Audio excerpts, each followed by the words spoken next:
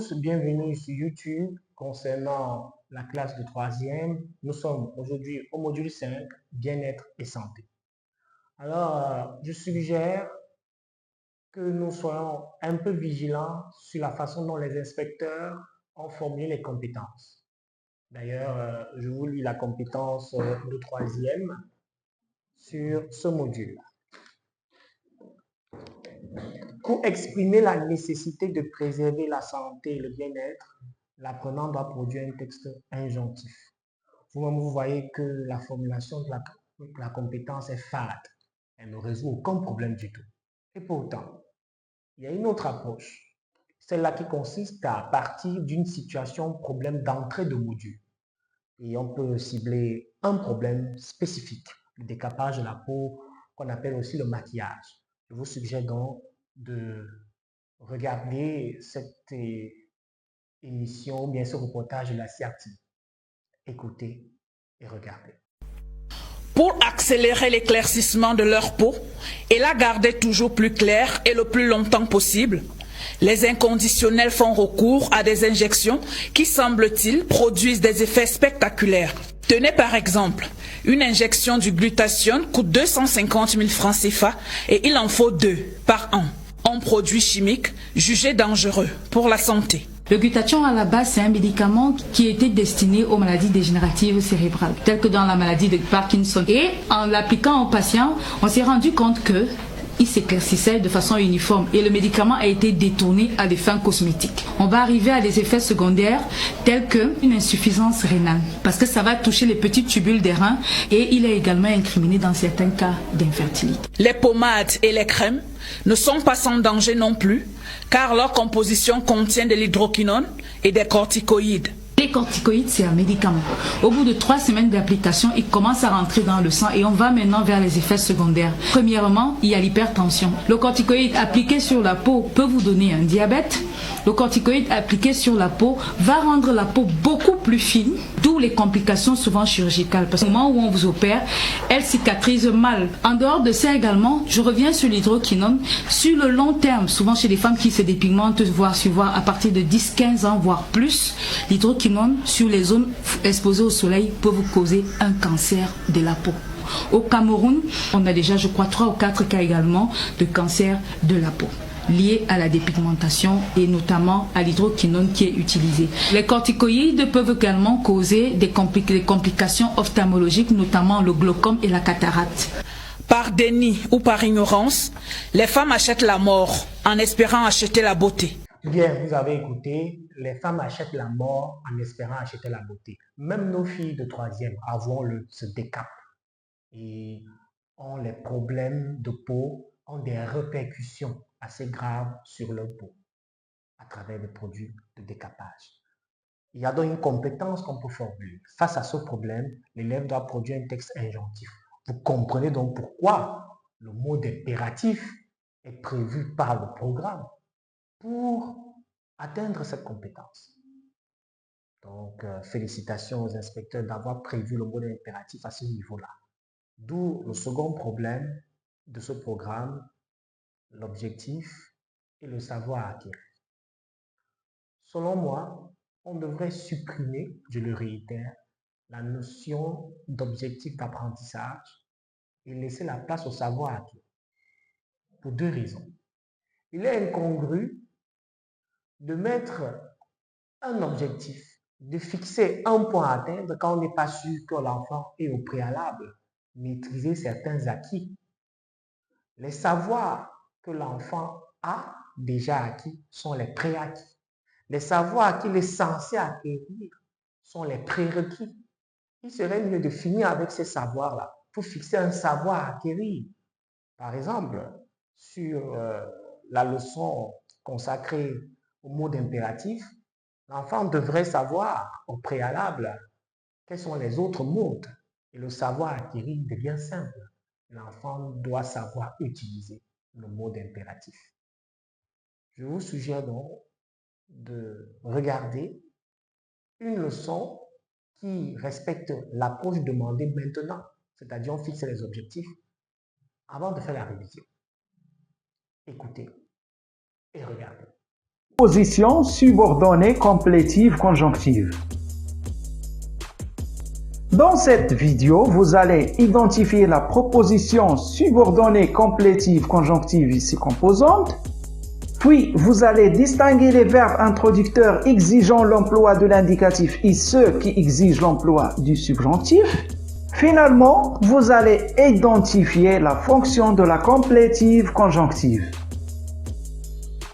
Nous avons déjà vu avec vous la phrase simple qui a un seul verbe conjugué. La phrase peut se présenter aussi sous une forme complexe, lorsqu'il y a plusieurs propositions. Généralement, on distingue trois manières de relier les propositions en une phrase complexe.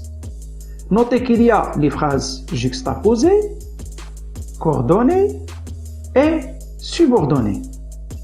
Quand on parle de la subordonnée, on parle de la complétive, de la relative ou de la circonstancielle. Aujourd'hui, nous allons voir la proposition subordonnée complétive. La proposition complétive est une proposition subordonnée qui dépend d'une proposition principale. Pour y comprendre, observons l'exemple suivant. Il vaut mieux que tu comprennes. On a ici deux propositions. La subordonnée que tu comprennes qui dépend de la principale, il vaut mieux. Donc, ici, la subordonnée complétive dépend de la principale. C'est-à-dire, vous ne pourriez pas commencer votre phrase par « que tu comprennes ». La proposition complétive peut être conjonctive, infinitive ou interrogative indirecte. Dans cette leçon, on va voir précisément la complétive conjonctive. Mais qu'est-ce qu'une proposition complétive conjonctive? Tout simplement, la proposition subordonnée complétive conjonctive est introduite par la conjonction que ou ce que. Elle complète un verbe ou une expression verbale, mais quelquefois aussi un nom, un adjectif ou un adverbe. Exemple, je crois que le travail de 8 heures est pénible. Je crois, c'est la principale, que le travail de 8 heures est pénible, c'est la complétive conjonctive. Il est introduite par la conjonction que. Elle complète le verbe croire. Le choix du mode du verbe de la subordonnée complétive conjonctive dépend de la classe sémantique à laquelle appartient le verbe de la principale.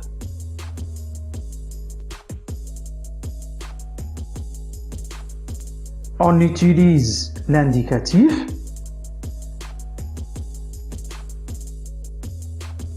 après les verbes de déclaration. Déclarer, affirmer, dire, annoncer, jurer, exprimer. Après les verbes d'opinion et de jugement, comme les verbes penser, croire, juger, trouver. Après les verbes de connaissance et de perception, comme les verbes constater, savoir, sentir, entendre, voir. Et également après les expressions verbales comme avoir la certitude, avoir la conviction, avoir l'impression, l'intuition, la preuve, l'idée. Après certaines expressions impersonnelles, comme il est évident que, il est certain que, il est clair que, il est sûr que, on dirait, il paraît, il me semble. Pour y comprendre, voyons quelques exemples. Il a annoncé qu'il était innocent. Ici, c'est la complétive conjonctive. Le verbe, c'est le verbe être conjugué à l'imparfait. Parce qu'on a le verbe de déclaration annoncé dans la principale. La même chose pour la deuxième phrase, qu'il réussira, c'est la complétive. Le verbe conjugué, c'est le verbe réussira. Il est conjugué à l'indicatif, exactement au futur simple. Pourquoi? Parce qu'on a le verbe croire et c'est un verbe d'opinion. On utilise le subjonctif après des verbes de volonté comme désirer, souhaiter, vouloir, ordonner, interdire, défendre. Après des verbes de sentiment, se réjouir, déplorer, regretter, douter, craindre, après certaines tournures impersonnelles, comme il se peut que, il est possible que, il faut que, il est obligatoire que, il est indispensable que, il est préférable que, il vaut mieux que, il vaudrait mieux que, il est possible que, etc. Voyons quelques exemples. Je veux qu'il réussisse. Qu'il réussisse, c'est la complétive conjonctive. Le verbe ici, c'est le verbe réussir, conjugué au subjonctif. Parce qu'on a dans la principale un verbe de volonté, c'est le verbe vouloir. Je veux. Il est préférable que tu partes avant la nuit. Que tu partes avant la nuit, c'est la complétive conjonctive. Le verbe ici, c'est le verbe part, c'est le verbe partir, conjugué au subjonctif. Pourquoi? Parce qu'on a la tournure impersonnelle, elle est préférable que. Donc, après les tournures impersonnelles, on utilise le subjonctif.